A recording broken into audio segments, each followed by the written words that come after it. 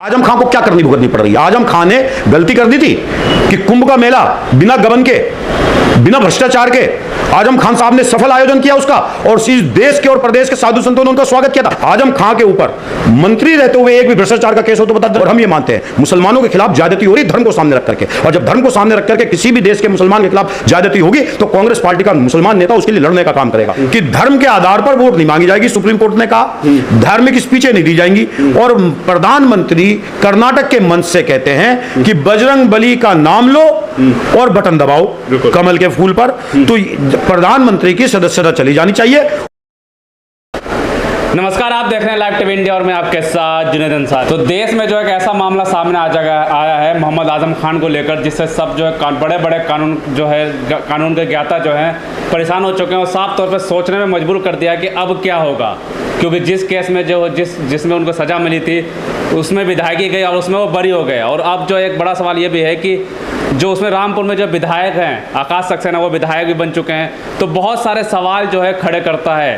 तो हमारे साथ नसीम खान इनसे बातचीत करेंगे कि ये क्या सोचते हैं। नसीम भाई, पहले तो बहुत बहुत स्वागत है आपका। धन्यवाद। बहुत बहुत बड़ा सवाल है, एक तरह के देश में एक जो है सुप्रीम कोर्ट हो चाहे उच्च न्यायालय के जो जज हैं ये सोच रहे हैं कि अब क्या होगा, इस केस में क्या हो सकता है। देखिए, बात आजम खान साहब के केस की नहीं है, और आजम खान साहब संविधान से और कानून से बड़े नहीं हैं। और चर्चा मैं समझता हूं कि आजम खान साहब की विदायगी और बरी हुए या सजा हुए, इस पर केवल बात नहीं होनी चाहिए कि आखिर कानून संविधान को ताक पर रखकर सरकार के इशारे पर काम क्यों कर रहा है। ये कई मसले ऐसे आए हैं जुनैद भाई कि साफ दिखाई दिया है कि फैसले जो आ रहे हैं वो किसी के दबाव में आ रहे हैं।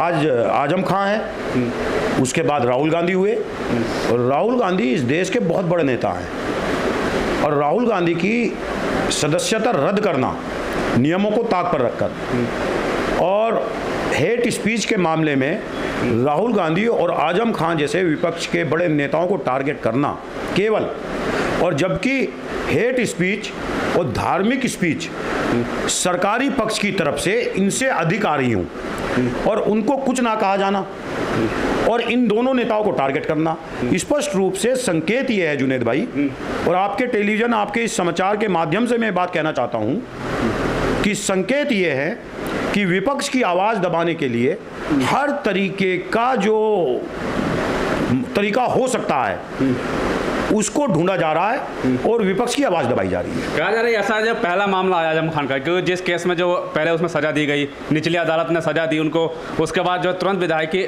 छीन ली गई, 6 साल का बैन भी लगा दिया गया और चुनाव करके अब विधायक बन गए। अब सवाल ये उठता है कि क्या दोबारा विधायकी मिल सकती है कि नहीं। देखिए, ये तो हम जैसे आम एक कार्यकर्ता हैं और आप समाचार वाले हो, आप इसीलिए मेरे पास आए हो। लोग हैरान हैं, कानून के जानकार और खुद न्यायालय के न्यायाधीश, कि अब क्या होगा। और ये मैं पढ़ रहा था अभी, कानून के बड़े बड़े जानकार और न्यायाधीश ये कह रहे हैं कि पहला मामला है देश के अंदर, और इसलिए हम समझ नहीं पा रहे हैं, कंफ्यूजन है मामला कि जिस गलती को आजम खान ने नहीं किया उसकी सजा आजम खान ने भुगती, विदाई की गई, दंडित हुए और समाज में रुसवा हुए, और 8 महीने के अंदर सब कुछ हो गया, और 4 महीने का अपील का समय दिया न्यायालय ने। आप रोक सकते थे, जब तक अपील एक्सेप्ट ना हो तब तक रोकी जा सकती थी विधायकी को, लेकिन बहुत जल्दी में है। सरकार वंदे मातरम ट्रेन बना रही है, भारत वंदे मातरम ट्रेन, और उसकी स्पीड बताते हैं ज्यादा है, उसमें प्रतिस्पर्धा है ट्रेन में और भारत सरकार में। ट्रेन के अंदर यह है कि हम बहुत स्पीड के साथ अपनी मंजिल तक जाएंगे, और भारत सरकार ये कह रही जितनी जल्दी तुम जाने की कोशिश कर रही हो, जितनी तेज तुम चलने की कोशिश कर रहे हो, उससे ज्यादा तेज हम विपक्ष की आवाज को दबाएंगे। अब आ जाओ कौन जीतेगा। ये राहुल गांधी वाले मामले में और आजम खान वाले मामले में ये साफ दिखाई दे रहा है कि केंद्र सरकार ने जल्दबाजी में इनको सदन से दूर करने के लिए चुने हुए नेताओं को कदम बढ़ाया है। बल्कि हेट स्पीच का जो मामला है, मैं आपसे स्पष्ट रूप से कहना चाहता हूं कि हमारे संविधान में कानून है, निर्वाचन आयोग की तरफ से है कि धर्म के आधार पर वोट नहीं मांगी जाएगी, सुप्रीम कोर्ट ने कहा, धार्मिक स्पीचें नहीं दी जाएंगी। और प्रधानमंत्री कर्नाटक के मंच से कहते हैं कि बजरंग बली का नाम लो और बटन दबाओ कमल के फूल पर। तो प्रधानमंत्री की सदस्यता चली जानी चाहिए और प्रधानमंत्री की सदस्यता बर्खास्त करके उन्हें कार्यालय से बाहर कर देना चाहिए, अगर आप कानून का पालन करना चाहते हो। और ये जो मामले हो रहे हैं ये किस वजह से हो रहे हैं, संकेत कहां से मिल रहे हैं? क्योंकि जब न्यायाधीशों को गवर्नर बनाया जाएगा, न्यायाधीशों को राज्यसभा में भेजा जाएगा उनकी छुट्टी के बाद में, उनके टर्म पूरा करने के बाद में, उनके रिटायरमेंट के बाद में, उनको निगमों का बड़ा बड़ा चेयरमैन बनाया जाएगा, बड़े बड़े पद दिए जाएंगे। तो ये संकेत मिल रहा है कि केंद्र सरकार उन्हें इनाम दे रही है उनके द्वारा किए गए फैसले को। और जब जो फैसले किए गए उन पर उन्हें इनाम मिल रहा है, तो संकेत ये है कि फैसलों में, बड़े फैसलों में जो दखल दिखाई दे रहा है वो केंद्र सरकार का। सरकार का इसमें है कि हस्तक्षेप है क्या कहीं ना कहीं? निश्चित रूप से सरकार का हस्तक्षेप है, सरकार का हस्तक्षेप है। राहुल गांधी वाले मामले में जब ये हुआ कि आज सजा हुई और तुरंत सजा हो गई और उसकी हियरिंग नहीं हुई, और वो जो मुकदमा था, वो जो अपील थी, उसका स्टे खुद उसने लिया हुआ था, क्योंकि जज ने ये कह दिया था कि ऐसे मामले रोज आते रहते हैं, इसमें क्या देखना है। तो जिसने मुकदमा किया था, जिसने अपील दायर की थी, उसने जाके स्टे ले लिया, मतलब सजा दिलवाने वाला स्टे ले रहा है, और उसने स्टे ले लिया। स्टे लेने के बाद में जैसे ही मामला उठा, केंद्र सरकार के खिलाफ राहुल गांधी ने आवाज उठाई, अडानी अंबानी की आवाज उठाई, तो तुरंत ही 20,000 करोड़ किसका है पूछा, दलाली केंद्र सरकार किसकी कर रही है पूछा, तुरंत ही स्टे हटवाया गया, एक जज नियुक्त हुआ, एक ही तारीख में सजा दे दी गई, और जैसे ही सजा दी गई वैसे ही सदस्यता रद्द कर दी गई। अपील का समय था, बल्कि रुक सकते थे, 6 महीने का समय है चुनाव कराने के लिए। आप ये बताइए, आपको क्यों लगता है कि सरकार के हस्तक्षेप के बाद फैसले आ रहे हैं? आपने सुना होगा बीजेपी की ये कहती है ना, जो सुप्रीम कोर्ट का आदेश है उसका हम पालन करते हैं। सुप्रीम कोर्ट का आदेश है जो पालन करते हैं, तो ये जो घर छीना गया राहुल गांधी का, ये जो सजा दी गई, क्या नाम है, सदस्यता रद्द की गई, तो सुप्रीम कोर्ट ने तो कहा नहीं तुरंत सदस्यता रद्द कर दो आप, ठीक है। यही तो सुप्रीम कोर्ट का आदेश है कि अगर कोई 2 साल से ऊपर की सजा हो जाती है तो उसे तुरंत अयोग्य घोषित माना जाए। हाँ बिल्कुल, निश्चित रूप से। लेकिन जो अपील का समय दिया गया था उसका आप इंतजार कर सकते थे, अपील है नहीं। उन्होंने ये भी तो कहा कि आपके पास अपील है, अपील एक्सेप्ट हो जाती तो छोड़ देते, अपील एक्सेप्ट नहीं होती तो कर देते। लेकिन ये जो जल्दबाजी है, अब आजम खान वाले मामले में आप मुझे बताओ, आप दिलवाओगे आजम खान साहब को सदस्यता? बताओ दिलवाओगे क्या? और मिलनी चाहिए। जब एक चुनाव को रद्द किया जा सकता है, एक की सदस्यता छीनी जा सकती है, तो आकाश सक्सेना भी कानून से ऊपर नहीं है, उनकी भी सदस्यता छीनी जानी चाहिए। मतलब आपने पूरे कानून का एक मुखोल बना के खड़ा कर दिया देश के अंदर। 8 महीने का, 6 भाई निर्वाचन आयोग का नियम है कि आप 6 महीने के अंदर आपको चुनाव कराना है। अब 6 महीने में, 8 महीने में आपने चुनाव करा के खत्म कर दिया, और वहां अपील एक्सेप्ट नहीं हो गई। अपील एक्सेप्ट होकर के 8 महीने में बात बरी कर दिया गया। बताइए कौन इसकी भरपाई करेगा? बताइए कौन भरपाई करेगा? तो ये देश के अंदर जो मुखोल बनाया जा रहा है। दूसरी चीज, क्या केवल विपक्ष के नेता ही हेट स्पीच दे रहे हैं? जज को इतनी जल्दबाजी राहुल गांधी और आजम खान के लिए क्यों होती है एक ही तारीख में? तो हस्तक्षेप हम इसलिए बता रहे हैं ना आपको, एक तारीख में सुनवाई नहीं हुई, कुछ नहीं, बुला के सीधा की सजा 2 साल की, सीधा 3 साल की सजा। अब्दुल्ला आजम नाबालिग हैं, प्रोटेस्ट में अपने बाप के साथ हैं, 2 आदमी प्रोटेस्ट, और सब बरी कर दिए जाते हैं, और 2 आदमी प्रोटेस्ट कर रहे थे। मतलब आप ही सोचिए, 2 आदमी रोड रोक रहे थे, 2 आदमी जाम कर देंगे, मतलब जो साथ थे उनको बरी कर दिया गया, 2 आदमी, और उसमें एक नाबालिग का तो हमारे यहाँ कानून है कि 376 बलात्कार का भी मुकदमा लगता है ना, जमानत मिल जाती है नाबालिग को, और यह नाबालिग की सदस्यता छीन लेगी विधानसभा की।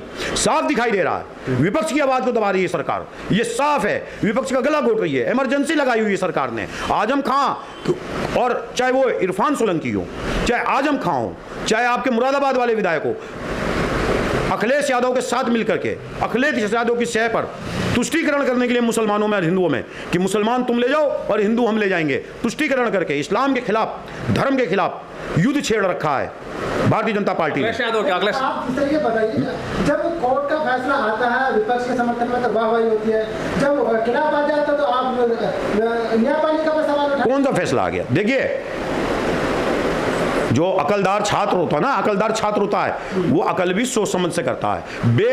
जो बेअकल छात्र होता है वो नकल में तुरंत पकड़ा जाता है। तो ये ऊपर जो बैठे हैं ना, ये अकलदार नकल वाले हैं। ये क्या करते हैं, 10 फैसले दिलवाते हैं विपक्ष के खिलाफ, एक टिप्पणी करा देते हैं केवल विपक्ष के फेवर में, तो ताकि मैसेज ये जाए कि जुडिशली में हस्तक्षेप नहीं है, ईमानदारी से काम कर रही है, बल्कि भारत सरकार के अंदर जो फैसले आ रहे हैं और फैसलों के बाद उनके रिटायरमेंट के बाद उनको बाकायदा इनाम दिए जा रहे हैं, गवर्नर बनाए जा रहे हैं, MP MLA बनाए जा रहे हैं, निगमों में चेयरमैन बनाए जा रहे हैं, उसके बाद ये लगता है कहीं ना कहीं, क्योंकि उनका प्रोटोकॉल रिटायरमेंट के बाद न्यायाधीशों का ऐसा है कि वो अपने आप में प्रोटोकॉल के तहत ताकतवर हैं। आप ये तो मानते हैं कि योगी जी ने आजम खान पर लगाम लगा दी है पूरी तरीके से? देखिए, योगी जी लगाम लगाने वाले कोई नहीं होते हैं, और आप ये समझ लीजिए, राजनीति में अंतिम सांस तक जब तक इंसान मर ना जाए, शमशान या कब्र में ना पहुंच जाए, जब तक राजनीतिक आदमी मरता नहीं है, ये मैं आपको बता रहा हूं। और ये कोई भी तानाशाह है देश के अंदर, चाहे कांग्रेस का तानाशाह हो, चाहे वो भारतीय जनता पार्टी का तानाशाह हो, चाहे वो समाजवादी का तानाशाह हो, मैं कोई भी हर समाजवादी हर राजनीति के लिए कह रहा हूं कि अपनी ताकत का बेजा इस्तेमाल नहीं करना चाहिए किसी के खिलाफ। अगर शमशान में नहीं जा रहा, कब्रिस्तान में नहीं जा रहा आदमी, तो वो कभी भी लौट के वापस आ सकता है, और जब कभी लौट के वापस आएगा तो भयावह और काले दिन आपके लिए भी होंगे। आजम खान को अपनी करनी भुगतनी पड़ी है ना? आजम खान को क्या करनी भुगतनी पड़ रही है? आजम खान ने गलती कर दी थी कि कुंभ का मेला बिना गबन के, बिना भ्रष्टाचार के आजम खान साहब ने सफल आयोजन किया उसका, और इस देश के और प्रदेश के साधु संतों ने उनका स्वागत किया था। मैं मान लेता आजम खान ने करनी कर रखी थी। आजम खान के ऊपर मंत्री रहते हुए एक भी भ्रष्टाचार का केस हो तो बता दो। यूनिवर्सिटी में तो केस लगाए ना, बोतल चोरी के केस लगाए, मुर्गी चोरी के केस लगाए, बकरी चोरी के केस लगाए, लकड़ी चोरी के केस लगाए, किताब चोरी के केस लगाए। आजम खान के ऊपर कुंभ मेला, मैं कुंभ कह रहा हूं, हिंदुओं का कुंभ, सनातनियों का कुंभ, उसमें भ्रष्टाचार के आरोप बता दो आजम खान साहब के ऊपर।